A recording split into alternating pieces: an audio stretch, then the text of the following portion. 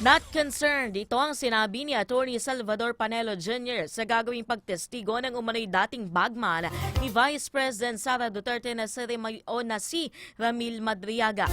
Hahayaan umano ng kampo ng bise na matisod sa sarili niyang mga pahayag si Madriaga, kaya't di nila pinag-aalala ang anumang kasinungalingan na sasabihin nito.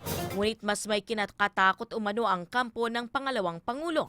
Alamin yan sa report ni Daniel Salayo. Daniel.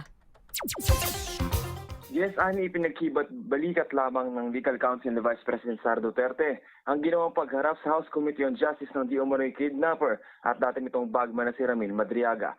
Ayon kay Atty. Salvador Panelo Jr., si Madriaga ang nakikita nilang bilang weakest link o pinakamahinang kaugnayan sa mga impeachment complaints laban sa bise. Gayunman, pinag-aalala umano ng kanyang panig na maaaring paniwalaan ng publiko ang aligasyon ni Madriaga dahil paniguradong mabibigyan nito ng atensyon.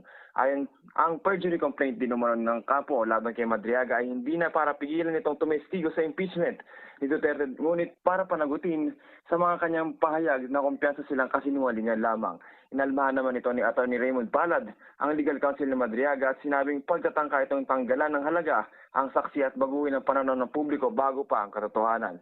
Nanindigan din itong hindi sila maridistract at handa umano itong manumpa sa pagtitestigo pati na ang siya sa atin.